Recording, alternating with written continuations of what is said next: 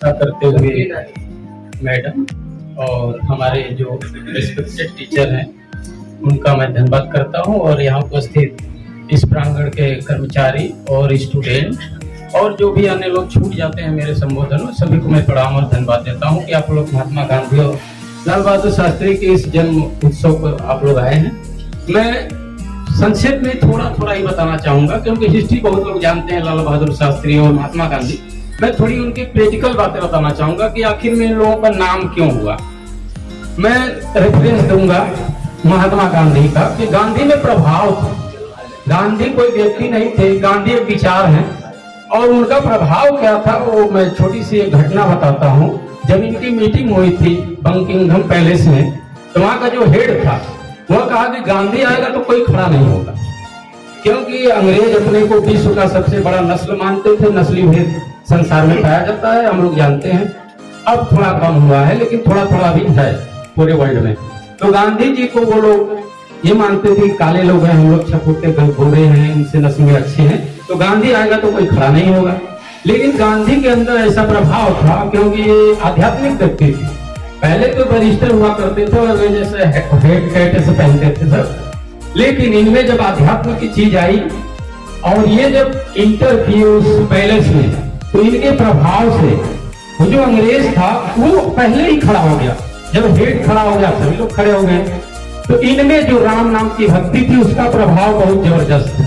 इसी के रामधारी सिंह दिनकर ने कहा है कि चल पड़े जिधर ढोल डाक, चल पड़े कोटि भक्त, यानी इन्हें परमात्मा या भगवान की उपाधि दी गई है। इनमें जो प्रभाव था, प्रभाव की वजह से कोई भी प्रभावित होता है। और इन्होंने जो नारा दिया या जो कहा अहिंसा परमो धर्मो, ये बहुत क्रिटिकल थे। ऐसा नहीं कि अहिंसा का मतलब कि आप किसी चीज को मारो ही नहीं, ऐसा नहीं है। ये बहुत क्रिटिकल थे। एक बार की घटना है कि इनके आश्रम में एक बछड़ा था और चोटिल हो गया था बहुत ज्यादा, वो ठीक नहीं हो पा रहा था और डॉक्टर को कहना था कि सर ये ठीक नहीं होगा। तो महात्मा गांधी ने कहा सर इसका दुख मुझे देखा नहीं जाता है, आप ऐसा करिए इसे इंजेक्शन दीजिए, मर जाए। इतने बड़े प्रैक्टिकल व्यक्ति थे। महात्मा गांधी का प्रभाव मुझे और बताने की आवश्यकता नहीं है, ये हुआ। इनके बारे में बहुत कथाएं और बहुत चीजें हैं, इतना ही प्रभाव मतलब कम नहीं, बहुत ज्यादा है। लेकिन मैं अब अगले जो है जो महापुरुष हमारे हैं लाल बहादुर शास्त्री, इनके विषय में हिस्ट्री नहीं बताऊंगा। मैं थोड़े छोटे छेपक कथा बता के ये बताने का प्रयास करूंगा कि ये लोगों में प्रभाव, सबसे बड़ा चीज प्रभाव होता है। प्रभाव आता क्या? अध्यात्म से।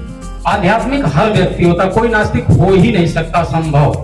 जो ये कहता भी कि मैं नास्तिक हूँ, वो नास्तिकता में आस्था रखता है, इसलिए वो नास्तिक है ही नहीं। ये मेरा विचार है, किसी पे मैं नहीं कहता कि आप ये हैं, मेरा ये पर्सनल विचार है। तो लाल बहादुर शास्त्री की बात मैं प्रैक्टिकल बताता हूँ, क्योंकि समय का अभाव है। तो ऐसा हुआ कि जब प्रधानमंत्री बने, पैदल ही आया जा करते थे अपने ऑफिस से। किसी बड़े अधिकारी ने कहा कि सर आप भारत के प्रधानमंत्री हैं, विश्व में क्या छवि बनेगी, आप पैदल आते जाते हैं। तो इन्हें कोई कंपनी की नाम मुझे नहीं याद आ रहा, वो लोन करा दिए गाड़ी कि आप सर गाड़ी से आइए और आपसे हम बाद में जो है पैसे ले लेंगे। और इनके पास इतने पैसे नहीं हुए कि ये चुका सके। अंत में जब इनका देहांत हुआ तो उस कंपनी ने उस कर्जे को माफ कर दिया। ये तो प्रधानमंत्री बनने की बात है। लेकिन जब ये पढ़ाई किया करते थे तो इनकी कहानी हम लोगों के प्रोफेसर सुनाया करते थे कि गंगा जी को पार करके, इस समय नाव की व्यवस्था कम थी या समय पे नहीं थी, तो वो जो है गंगा जी तैर के पार करते थे, दोनों टाइम अपने घर से आना जाना और पढ़ाई करते थे। इतने महान व्यक्ति थे। इनमें भी प्रभाव था। इनके प्रभाव को दुनिया जानती है। जय जवान जय किसान का नारा इन्होंने दिया। इसी सब शब्दों के साथ मैं अपने वाणी को विराम देता हूँ। जय हिंद, जय भारत।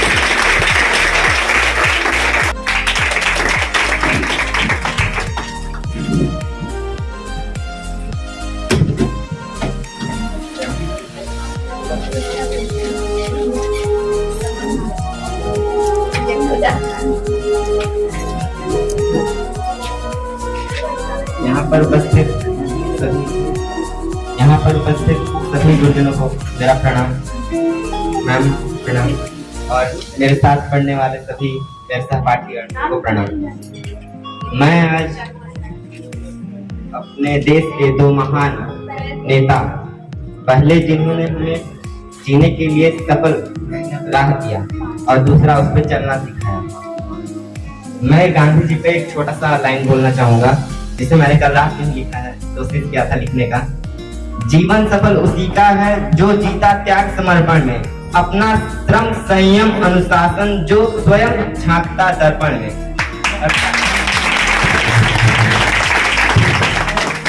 मैं गांधी जी के लिए इसलिए लिखना चाहा कि उन्होंने किसी दूसरे को सलाह देने से पहले उस चीज को अपने अंदर झांका, अपने अंदर उस चीज को देखा है, इसलिए मैं उनको नमन करता हूँ, पूछता हूँ। और दूसरे हमारे देश के पूर्व प्रधानमंत्री पंडित लाल बहादुर शास्त्री जी, उनके लिए एक छोटी सी लाइन है।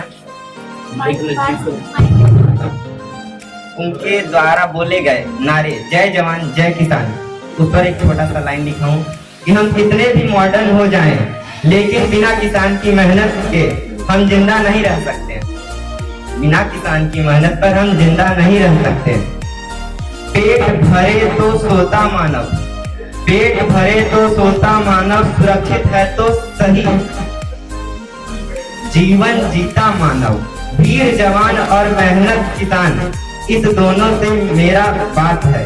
मेहनत लगन विश्वास से मिलकर किसान जवान देश हित के लिए आगे आता है।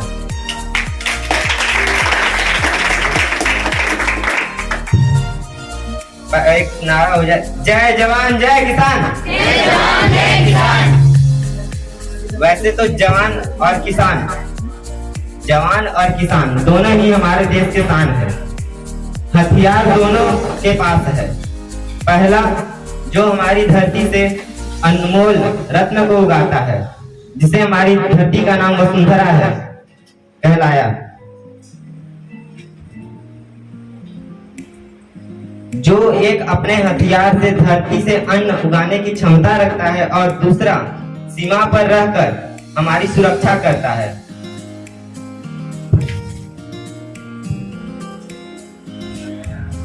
अब मैं एक लास्ट छोटा सा लाइन है वो बोलना चाहूंगा। श्री कृष्ण द्वारा गीता में लिखा गया है, यदा यदा हि धर्मस्य ग्लानिर्भवति भारत अभ्युत्थानम् अधर्मस्य तदात्मानं सृजाम्यहम् पवित्राणाय साधूनां विनाशाय च दुष्कृता धर्म संस्थापनाय संभवामि युगे युगे। अर्थात जब जब इस धरती पर अन्याय पाप बढ़ेगा तब तक वह रूप लेंगे, और वह दो रूप यही है, पहला जवान और दूसरा किसान।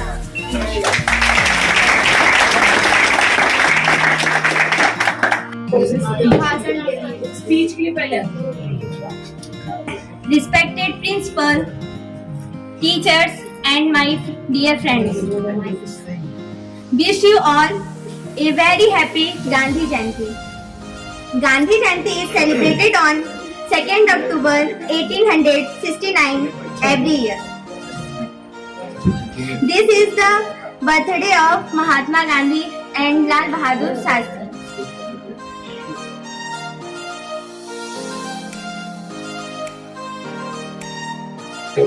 He was born on 2nd October 1869, Porbandar in Gujarat. His full name was Mohandas Karamchandra Gandhi. Mahatma Gandhi was a great and powerful leader of India.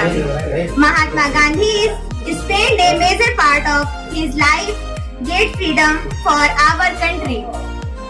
He is also known as Bapu and father of the nation. Gandhiji believed in simple living and high thinking. Gandhiji is also known as International Day of Non-Violence. On this day, many school, college conduct speech, essay, drama and other competition of students. Gandhiji's life is an inspiration for all us. On this day, everyone should pledge that we will always follow Gandhiji's part of truth and non-violence. Thank you. आप आएं और speech दी। अब मैं बुलाना चाहूंगी स्नेहलता भाषण के लिए।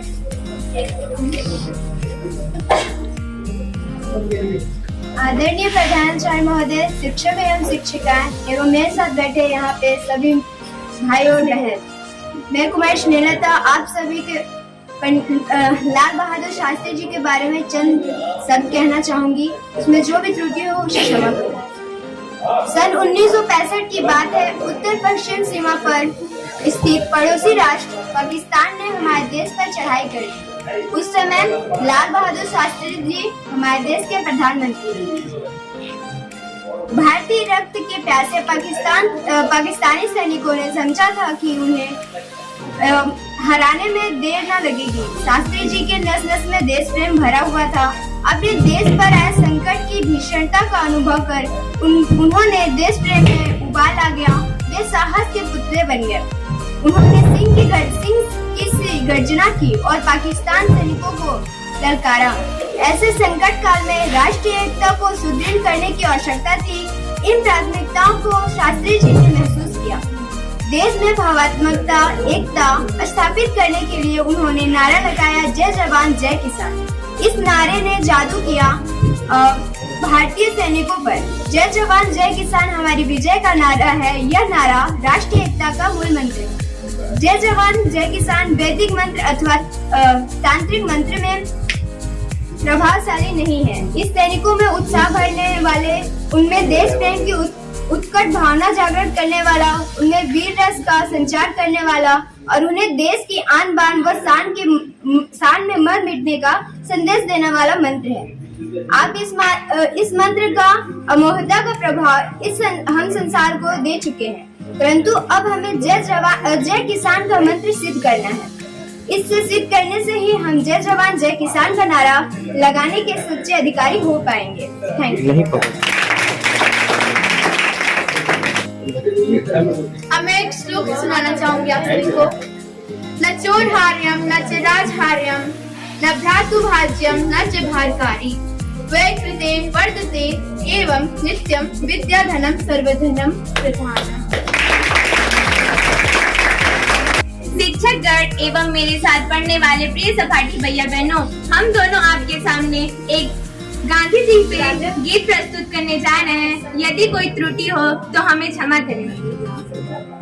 बोलते हैं बेटा, महोदय नहीं बोलते हैं आप।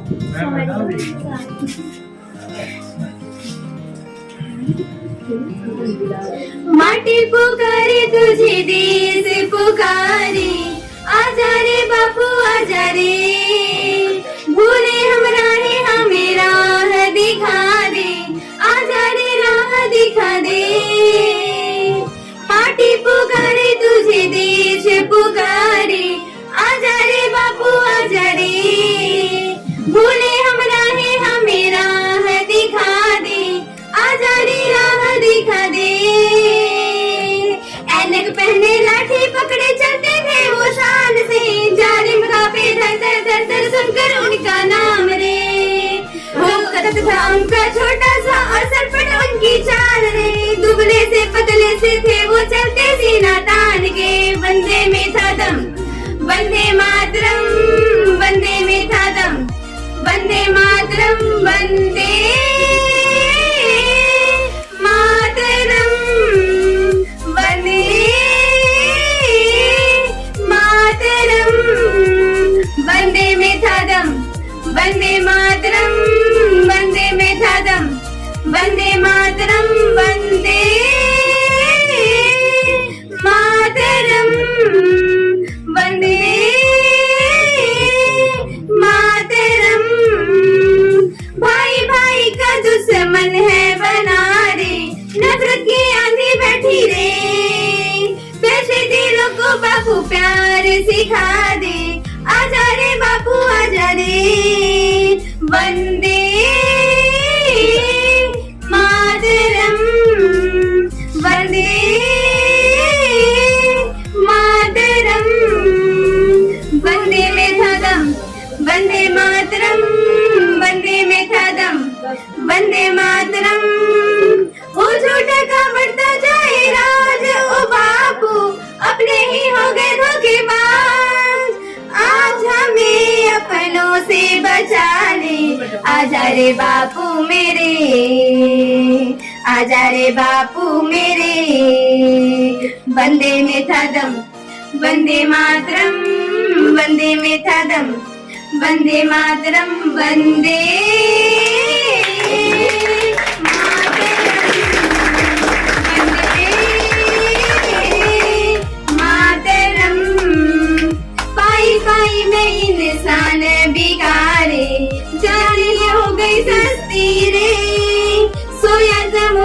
बापू फिर से जगा दे, आजा रे बापू मेरे, आजा रे बापू मेरे। वंदे मातरम, वंदे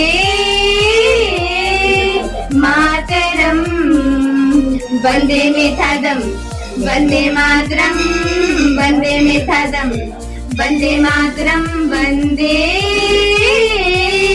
मातरम, वंदे मातरम, वंदे मातरम। धन्यवाद। तो आप लोगों ने बहुत अच्छा गाना गाया। अब मैं आर्या चौबे को बुलाना चाहूंगी एक और गीत प्रस्तुत करने के लिए, जो है हमारे देश के जवानों के लिए। Please come.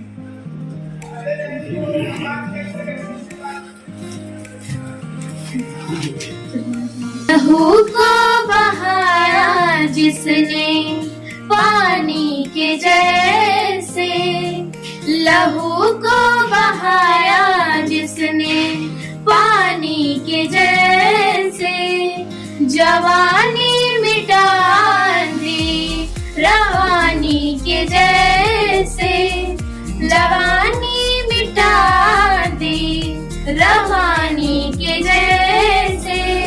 नमन है माँ भारती के, नमन है माँ भारती के संतान को, भुला देंगे कैसे उनके बलिदान को, भुला देंगे कैसे उनके बलिदान को, भुला देंगे कैसे उनके बलिदान को।